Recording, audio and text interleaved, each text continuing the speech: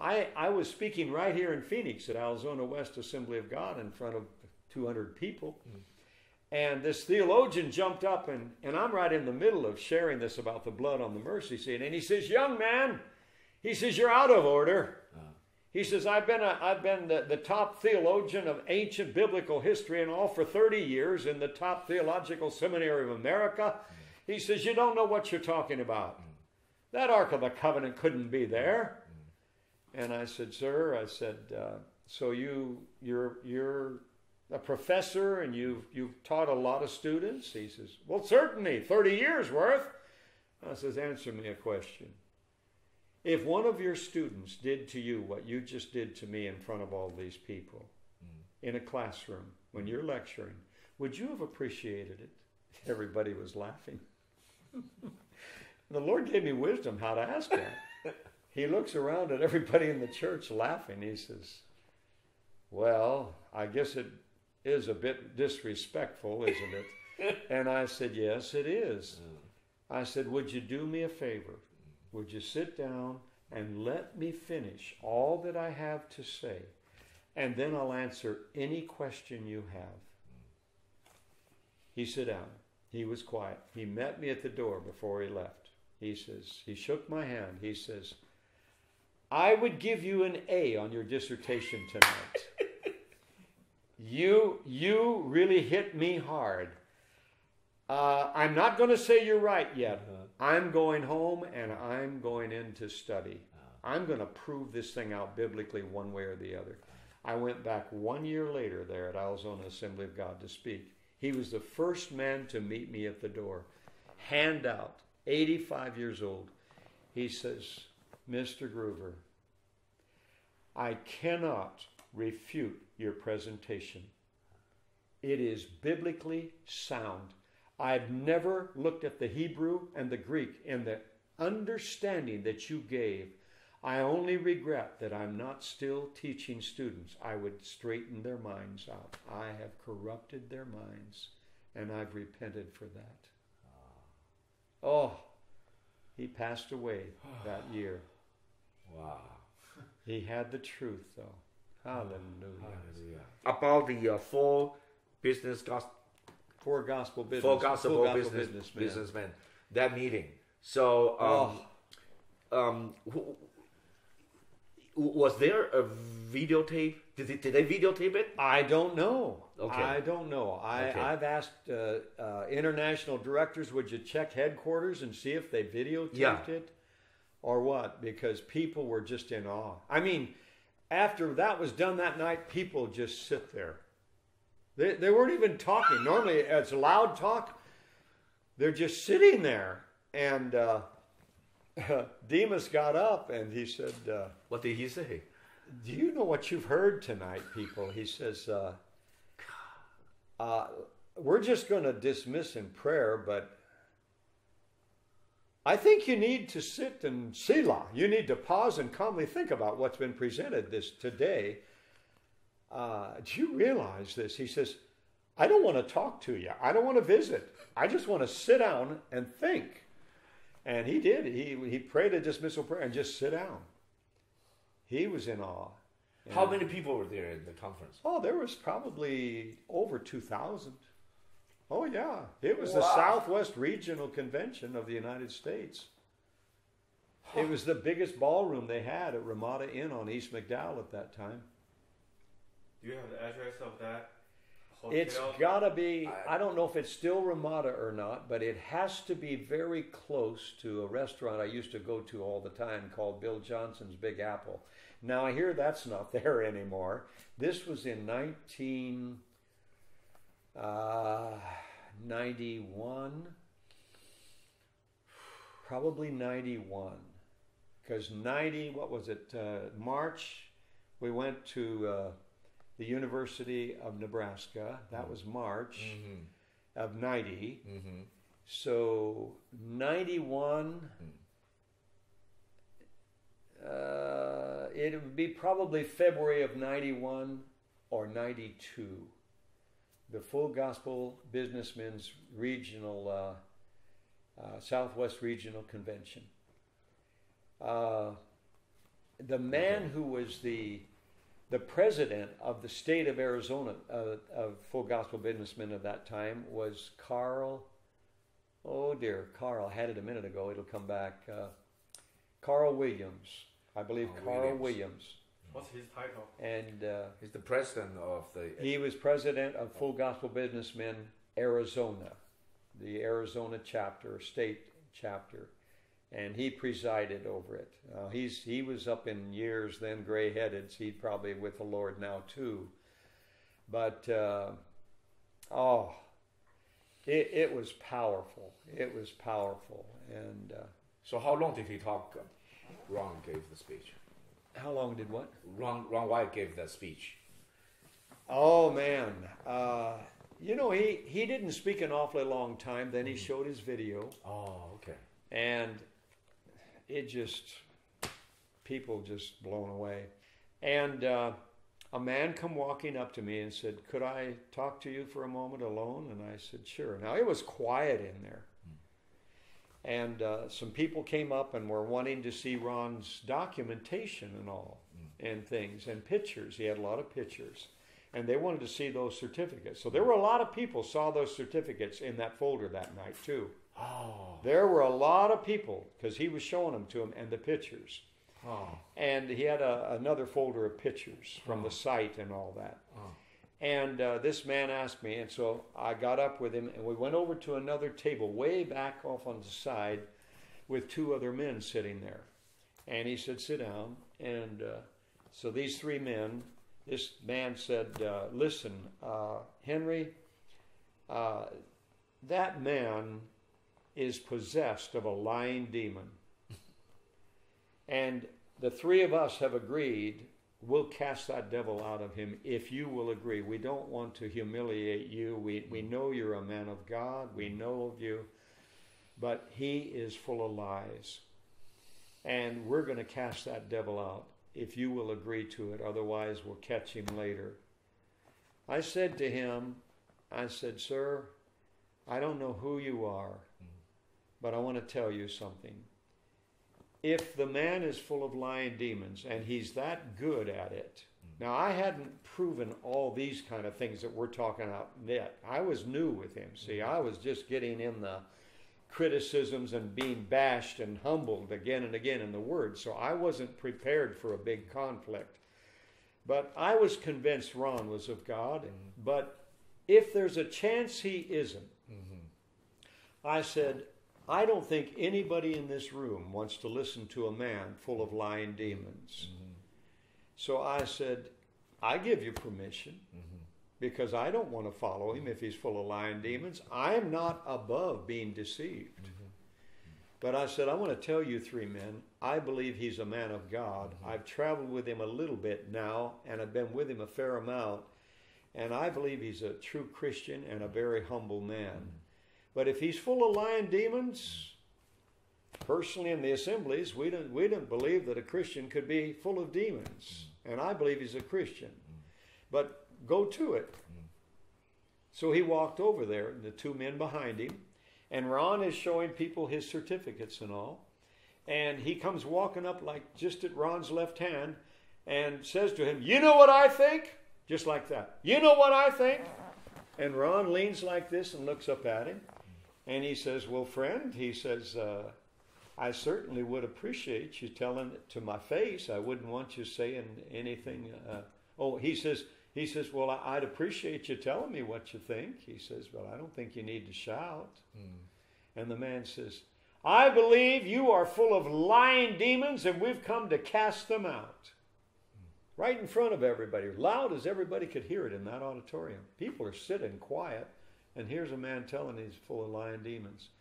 Ron smiles and says, well, friend, I certainly wouldn't want you running around telling that behind my back because I don't want any lying demons. So I give you full permission. Go ahead, cast them out. I believe in deliverance. And the man says, he goes like this, I don't believe you. And Ron says, well, friend, should we both get to heaven, you're going to be a mighty nice man to meet. And the man says, "You're not worth it." And the three of them turned and walked away. And I thought, who got delivered of lying demons? The next day he met me out in the lobby, this man. And he says, well, we believe he's full of lying demons. I said, I don't want to hear another word of it. I said, the manifestation that came from you and these two men that were with you agree with the show you put on? It was supposed to be tell and show.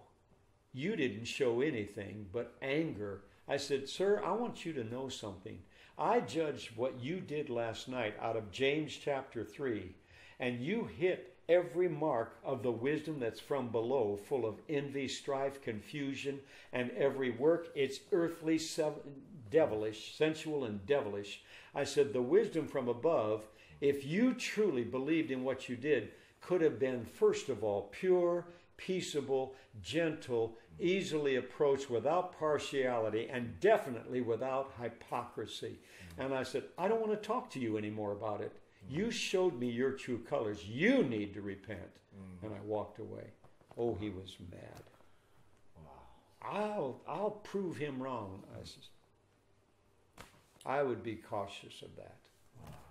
And then you asked, I remember you said, you asked Ron how could he handle this kind of situation so mildly, and you said yes. He said, oh, you know that. You know that testimony. I remember what you told me. He said, Henry, he said, there's something I have learned in archaeology in my testimony. Your worst critics are your best friends in the sense that they spread the news and they separate the ones that love the truth versus the ones that will listen to gossip. The ones that want the truth will search it out. The ones that want to believe a lie will listen to hearsay, to gossip. They're your friends. That's why you called him friend. Wow. Such a wisdom. I love what Abraham Lincoln, he coined that famous expression. They asked him, how can you treat your enemies so kindly? You know, our president, Abraham Lincoln. He said, why? He said, the best way to take care of an enemy is make him your friend, because he's no longer your enemy. And I read that one day after I'd met Ron Wyatt, and I says, Ron, you follow Abraham Lincoln's expression to a T. I saw him do that with so many critics. It was unbelievable. We were up in Fairbanks, Alaska, foot of snow on the ground. And J.J. Middleton was the president of the chapter up there, Full Gospel Businessmen again. And J.J. and I are talking, and Ron Wyatt, we're talking before he's to get up and give his presentation. And a Catholic priest that I had led to the Lord the night before, prayed over him, got him delivered, got him filled with the Holy Ghost, was there that night in civilian clothes, and he come walking up, and he says to Ron Wyatt, he says, Mr. Wyatt, it's nice to meet you. I've seen you on Henry's video. He says, I'm Father so-and-so. And Ron says, well, he says, it's nice to meet you, sir. He says, I personally don't call anybody Father but my Father in heaven. But he says, I respect you. You're a minister then, correct? He says, yes, I'm a Catholic priest. And he said, well, I wouldn't know it. He said, well, I dress in civilian clothes. Well, that conversation went on. He said, but I want you to know something. There's a man out the door that has 54 pages of criticisms against you. And he's selling them for $5. He's calling you a total fraud. And he says he's a doctorate also of theology and archaeology. And he's telling everybody that comes in, you're a total fraud. And Ron looks at this Catholic priest and says to him, is that right? And he says, yeah. He says, well, go on in and get yourself a chair. I says, listen, I've got a chair there.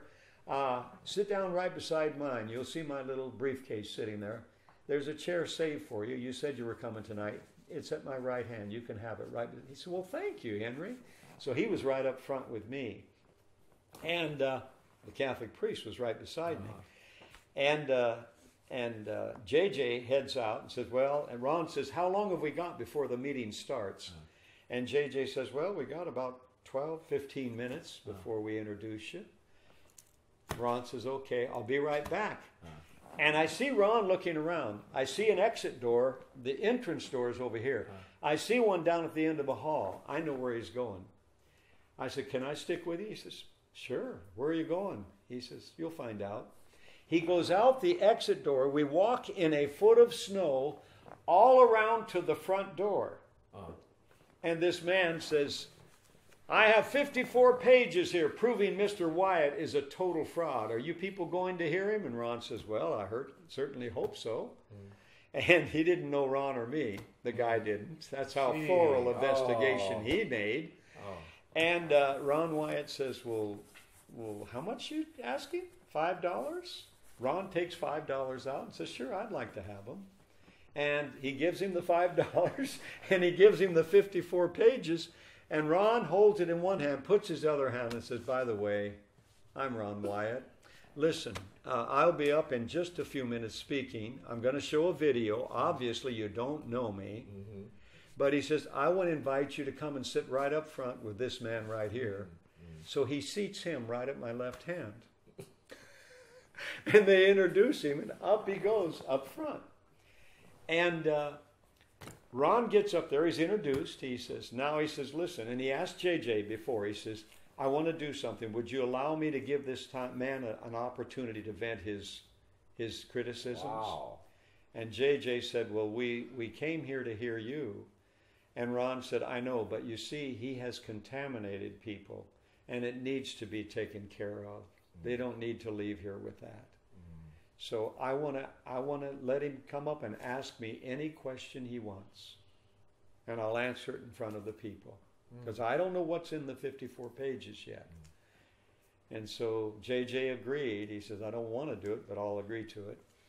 So Ron gets up there and says, well, there's a gentleman here. All of you have probably seen him as he come in the door. He has 54 pages. Some of you I see have those pages. I want to give him full opportunity to come up here beside me at the microphone and ask any question he wants. Oh. So he came up there and he started speaking his criticisms, and Ron began answering them. And every time he'd say, that's a lie. That's a lie. That's a bold-faced lie. And he went on and on and on, trying to tell his side of it, his 54 pages. And he went on for an hour. This went on for an hour. The Catholic priest at my right hand, Father Pat Ryan is his name, he stands up and he says, sir, he says, I came here to hear Ron Wyatt tonight. Now he says, I also have 2 doctorates. I think I'm a little bit intelligent. You may not like me because I'm a Catholic priest and you're a Baptist minister. I know you have a doctorate, 2 doctorates, but he says, I have 2. But he said, I'd like to make a suggestion. I cannot believe how polite Mr. Wyatt has been standing there beside you, smiling. It shows me which one's really telling the truth. And I think the audience has seen who's really telling the truth. You can see You've from the cut fruit. Mr. Wyatt off again and again and not let him finish answering. You're not here for the truth.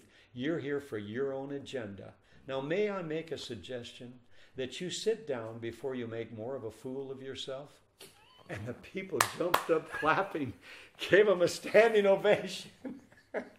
And the guy says, oh, and big old J.J. Middleton, the president, stands up, takes his arm and says, because he wasn't going to sit down. He says, now listen, I'm going to give you an opportunity, because he wasn't going to leave that microphone. He took his arm. He wouldn't go with him. He said, I'm going to give you an opportunity to go down here and sit beside Henry and be quiet and listen to his presentation or leave the building. Oh, I'll sit down. So he sit beside me. He sit there with his pen just doodling on the back of one of his 54 pages, just doodling, just scribbling. Never looked up at Ron once, just shaking his head no and just doodling. And when Ron showed his video, he never once looked up at it. And then he got up and walked out.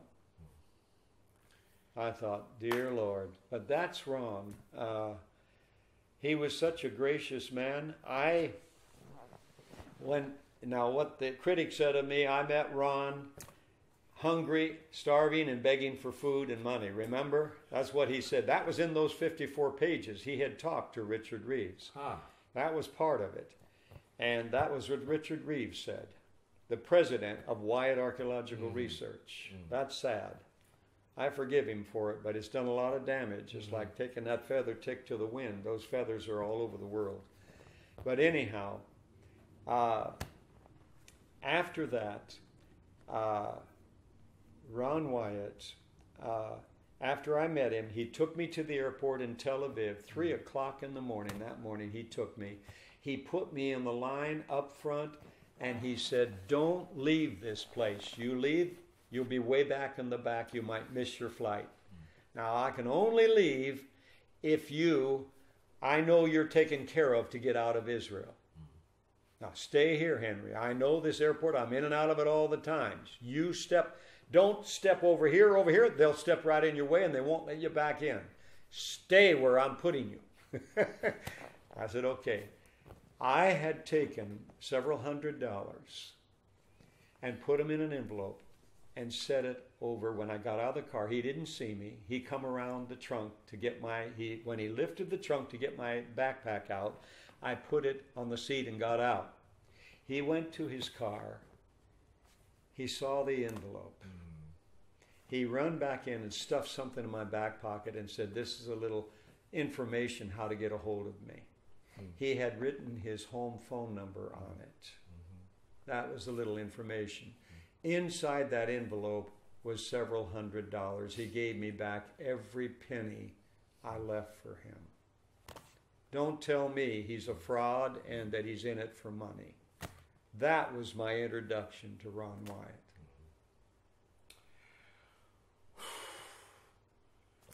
Thank you so much.